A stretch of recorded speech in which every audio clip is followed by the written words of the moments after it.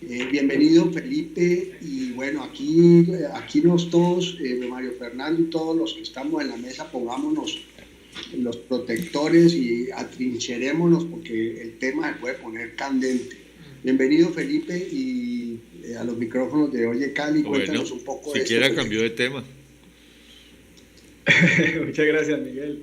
Bueno, no, a todos un saludo muy especial y bueno, contándoles que efectivamente sacamos este nuevo libro al mercado, en donde básicamente lo que estamos planteando es unas reflexiones acerca del costoso y alto precio que pagamos por no entender nuestra naturaleza. El tema de la infidelidad ha sido un tema que ha golpeado a muchas familias durante muchos años y que ha terminado en relaciones rotas, en hogares divididos y en ocasiones con personas incluso muertas o personas en hospitales psiquiátricos incluso.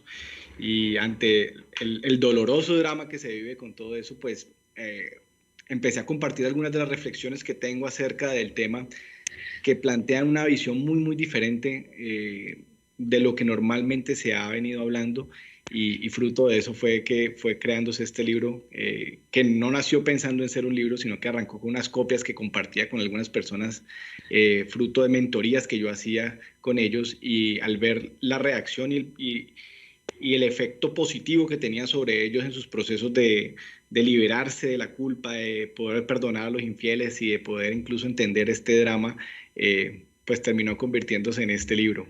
Nosotros no somos una especie que fue hecha para ser monógamos. Eh, Nos convirtió a la monogamia la religión, la culpa, la manera de controlar para la familia y todo este tipo de cosas. Ampliarnos un poquitico más el tema que se habla en el libro. Claro que sí, mira, el libro arranca hablando un poco también desde dónde venimos, ¿sí? Desde como especie, cuando éramos nómadas, cuando nos movíamos en tribus y cómo nuestro comportamiento en ese momento tendía a ser más natural y nuestro comportamiento era más de compartir y de no ser dueño de nada, no éramos dueños de la tierra, no éramos dueños de ninguna propiedad, no éramos dueños de un árbol o de un fruto, ¿sí? Y todos compartíamos y todos vivíamos en cada momento una experiencia diferente en cada lugar que llegábamos y disfrutábamos lo que había en cada lugar, ¿sí? Incluso ahí menciono algunas cosas donde habían evidencias donde estas familias que no estaban conformadas de manera monógama, entre la misma tribu habían todo tipo de relaciones y tenía una condición muy especial y es que al ser familias que viajaban en tribu y se relacionaban entre todos, pues no había claridad sobre cuál era la paternidad de cada uno de los hijos. Entonces se creía, además hay evidencia que muestra que una mujer podía estar con varios hombres porque además creía que si estaba con varios de ellos tenía la posibilidad de atribuirle dones especiales a su hijo, lo cual hoy ya sabemos desde la ciencia que no es posible, ¿sí? Sin embargo, en ese momento se creía y había una condición en las tribus y era que cuando los niños crecían, como no sabíamos exactamente de quién eran, pues todos los niños hacían parte de la misma familia y por lo tanto todos cuidábamos igual de ellos sin importar si fueran directamente mis hijos o no. Sin embargo, en ese capítulo hablo un poco sobre cómo en el momento en que empezamos a producir y empezamos a meternos en todo el tema de producir alimentos y en el mundo, en la agricultura especialmente, empezamos a tener los primeros ejemplos de tener propiedad sobre las cosas, sobre mi cultivo, sobre mi tierra y empezarse a las primeras luchas entre las mismas tribus por proteger lo que habían cultivado. Y así pues sucesivamente voy entonces entrando en temas como lo que estás planteando y es que abordo un poquito temas como que al ser humano históricamente le han atraído las cosas nuevas y nos gustan las cosas nuevas y en entender que siempre en cada uno de nosotros hay un deseo y un interés por conocer a otras personas, por vivir otras experiencias, por explorar otras posibilidades, siempre ha estado presente en el ser humano y entender qué relación hay entre eso y nuestras relaciones de pareja juega un papel importantísimo. También hablo un poco sobre el tema de la creencia que tenemos de que somos dueños de las cosas. Y ahí hablo mucho de que realmente no eres dueño de nada, ni siquiera tus hijos son tus hijos. Y empezamos a contar por qué fue que empezamos a tomar posesión sobre las personas al punto que ya hoy en día, a través de escritura Mi pública, mujer, mi esposo, mi hijo. mi esposo, sí. Y para que quede constancia, además, voy a notaría pública y dejo registrado que ese bien acaba de pasar a mi nombre. Entonces, un poco de eso empiezo a contar en el libro. Pero en la medida en que voy caminando en el libro, también empiezo a explicar un poco y a definir un poco el tema de la infidelidad. Es que a veces cuando hablamos de infidelidad solamente asociamos el tema de pareja, ¿sí? Pero nuestro comportamiento es infiel con las marcas. O ahorita estaban hablando de la 14 y a pesar de que muchos de nosotros comprábamos la 14 y nos amábamos la 14, pues cuando también habían buenas promociones en otro lado, pues nos íbamos para otro lado y le éramos infiel a nuestra gran 14 que queríamos tanto. Entonces, empiezo a hacer una analogía también todo el tiempo entre nuestro comportamiento en todos los ámbitos de nuestra vida y cómo sucede exactamente lo mismo con nuestras relaciones de pareja. Y cuando ya transcurro en el libro más adelante, empiezo a explicar por qué ese comportamiento no es natural. Como si fuera natural, no habría que poner ni leyes, ni acuerdos, ni religiones por encima para exigir el cumplimiento de una ley natural. Las cosas naturales se dan naturalmente. Y si Entonces, fuera natural... Dime. Interrumpo un Claro. Felipe, para los oyentes y sobre todo para los miembros de la mesa de trabajo a los que hacía referencia ahora, los viejos verdes que están sentados ahí o que estamos acá, porque yo me incluyo dentro de esos, realmente el estar en una relación monógama de una u otra manera va en contra de la naturaleza de la gente. Entonces vos ahí en el libro explicás un poco, y de golpe Ivonne, que es la única mujer que está acá, también me gustaría mucho oír su opinión.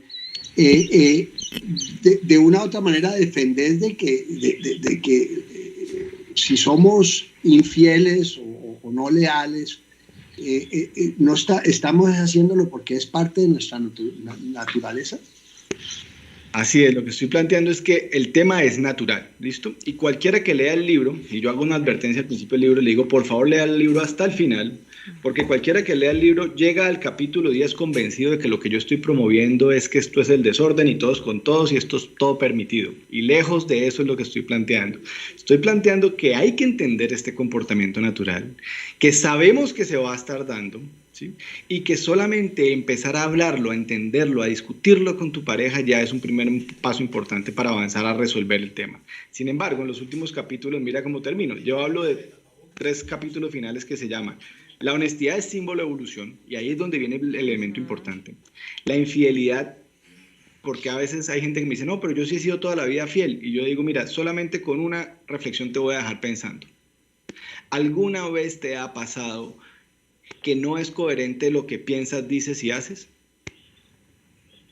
Sí. Y cuando hablamos de infidelidad, hablamos de no ser efectivamente coherente entre lo que piensas, dices y haces. Ahí es donde radica la infidelidad. Y la infidelidad no es solo con la otra persona. Cuando tú por serle fiel a otra persona te eres infiel a ti, a tus gustos, a tus deseos, a tus intereses, entonces te estás negociando tú. Hay gente que se les facilita más serle fiel a otro que a sí mismo. Hay gente que se le facilita ser más fiel a mí mismo que a otros. Y entonces lo que dejo yo al final, la pregunta es, ¿hay posibilidad de serle fiel al otro y a mí al mismo tiempo? Y planteo entonces al final elementos como que la fidelidad es una elección y debe ser libre, es decir, se puede elegir por la fidelidad, pero por supuesto, a pesar de que no es natural, nosotros los seres humanos hemos demostrado cómo cosas que no son naturales, tenemos la capacidad de elegir por algo diferente. Y termino con otros 2 temas que se llaman los beneficios de la fidelidad y pasos para vivir en libertad. ¿Y por qué planteo esos elementos? Porque a pesar de que durante todo el libro he venido explicando que no es natural y que no tiene sentido que sigamos luchando con ese tema, sí creo que cuando eliges serte fiel a ti y a tu pareja, y eliges y optas por una relación, ¿sí?, en donde el respeto por el otro y los acuerdos con el otro están por encima siempre, en ese momento puedes tener una relación y aún así sentir en plena libertad que estás creciendo, que te estás desarrollando y que estás cuidándote a ti y a tu pareja. Esa es toda la propuesta del libro. Yo quisiera oír el punto de vista de Ivonne, claro, que es la mujer que está en nuestra mesa de trabajo. Ivonne, ¿vos qué pensás al respecto? Después le doy la palabra a Juan Carlos. Felipe, ¿cómo estás? Bueno, a mí realmente el tema me encanta y tiene mucho que ver con una de las religiones y una de las culturas que me encanta, que es la budista. Y un punto muy interesante es que la infidelidad, el tema de la infidelidad, empieza desde ser infiel con uno mismo, que es lo que dices, el no estar coherente y no estás todo alineado con lo que piensas, lo que dices, lo que haces, desde ahí arranca el tema de la infidelidad. Y es muy paralelo y es muy parecido a lo que se trabaja en la cultura budista, pero quería hacerte una pregunta, Felipe. ¿Qué tan cierto es, que alguna vez lo escuché o lo leí, que en los hombres se da más ese tema, digamos, de la infidelidad, como, no infidelidad, pero sí, como el tema de la infidelidad? ¿Eso se da más en un género que en el otro? No, la verdad es que lo que hemos visto en los estudios es que es un comportamiento natural en ambos casos. De hecho, la naturaleza de la mujer tiene mayor capacidad de ser infiel que el hombre. Es decir, si habláramos de biológicamente, y no voy a usar la palabra de infidelidad, voy a hablarlo como son. La mujer está en capacidad de poder estar con más personas del sexo contrario que el hombre, por un tema biológico, ¿sí? Y no es necesario entrar a profundizar para darnos cuenta cuánto puede aguantar un hombre en cualquier encuentro sexual, para saber que rápidamente queda anulado, y sabemos que la mujer es todo lo contrario. Y que si entendemos esa naturaleza, ¿sí?, sabemos que en ambos casos igual. ¿Qué pasa? Que lo que pasa es que durante muchos años hemos tenido unas culturas en donde a la mujer se le ha cuestionado más fuertemente y se le ha estigmatizado más fuertemente. ¿Sí? Y quiero ser claro con eso, porque muchos amigos, cuando supieron que yo estaba escribiendo el libro, me decían: uy, Felipe, buenísimo, ¿no? Este libro lo debería leer mi mujer. Y era como diciéndome, para que ella entienda que es que no fue mi culpa, que fue mi naturaleza. Y yo le decía: ojo, que yo aquí estoy planteando que también puede suceder al revés. Si estás tú preparado para entender esa naturaleza infiel también de tu pareja, porque en esta sociedad en donde todavía el machismo sigue jugando un papel muy importante, tenemos que reconocer que sucede igual en hombres y en mujeres. Lo que pasa es que hay una serie de condiciones sociales, culturales y además de inteligencia que tienen ustedes especial sobre nosotros, que hacen que pareciera que somos nosotros más infieles. Lo que pasa es que a nosotros nos pilla más rápido, ¿sí? Y segundo, pareciera que nosotros no lo permitimos más por un tema cultural, pero realmente, ¿sí?, la mujer está experimentando exactamente lo mismo. Y me gusta que te has tocado el tema del budismo, porque imagínate que el capítulo 5 se llama El apego causa sufrimiento, y justamente ahí tomo principios del noble óctuple sendero de los budistas para explicar por qué es el gran sufrimiento que experimentamos cuando seguimos apegados a sistemas de creencias que nos hacen pensar que nuestra pareja es nuestra. Ok, tenemos una pregunta también de nuestra corresponsal en Italia, Liliana, adelante. Liliana, adelante. Espero poder desde aquí conseguir el libro. No sé si online se puede encontrar. Sí, en bueno, Amazon. En Amazon, ok. Bueno, yo he visto en las nuevas generaciones mucha más coherencia en ese sentido. Sí. Hace poco estaba hablando con el hijo de una amiga, que es un muchacho que tiene 25 años y que vive aquí en Italia.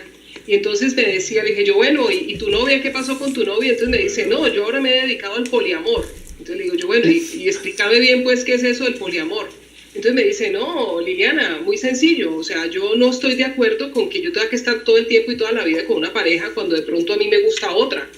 Entonces, yo hago unos acuerdos con mi pareja y yo le digo que yo estoy con ella, ¿sí?, pero yo de vez en cuando me puedo pegar mis escapadas y ella está conmigo, pero ella también de vez en cuando se pega sus escapadas.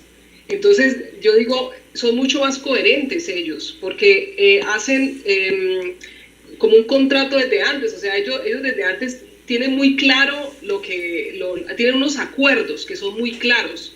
Y yo creo que es muy válido en las parejas tener esos acuerdos, ¿no? Decir, bueno, así es como nos vamos a comportar. Lo que pasa es que venimos con una cultura de una iglesia católica y bueno, una cultura muy, muy severa, ¿no? Que ve muy mal todo lo que tiene que ver con la infidelidad. Así es. Creo que lo has resumido muy bien. Justamente gran parte de la propuesta que estamos haciendo ahí es los acuerdos, ¿sí? Al final no estamos diciendo que el poliamor sea una opción, es una alternativa. Lo importante es que lo acuerdes con tu pareja y que no la quieras llevar a ella allá o a él allá si él o ella no quieren, pero sí sea honesto y plantéaselo. Y si en la conversación dice, no, mira, es que por mi sistema de creencias, por mi forma de ser, por mi forma de amar, por mi forma de relacionarme, esa no es el tipo de relación que a mí me genera bienestar, alegría, paz, ok, perfecto. seamos honestos y de una vez entonces reconozcamos que no somos o no estamos llamados a ser pareja en este momento, ¿sí? Perfecto. Pero el tema donde radica gran parte de la tragedia está en la mentira. De hecho, en la parte de atrás digo, además de ser infieles, somos mentirosos. Mentimos a otros y nos mentimos a nosotros mismos. Y si somos honestos, digo yo ahí en el libro, no es solo culpa tuya. Son muy pocas las personas que se permiten la extraña, la escasa y a veces dolorosa verdad. Y eso es de lo que hoy en este libro estoy planteando. Felipe, perdón, Diana Patiño, que es una persona que está siempre con nosotros virtualmente, dice lo siguiente: la fidelidad no es impuesta de la religión, es cuestión de valores, convicción y de una decisión propia. Es natural, podemos ser atraídos hacia otras personas o cosas, pero uno decide si dejarse llevar por ese sentimiento y tenemos la capacidad racional para decidir o no. Eso aplica para todo. Claro.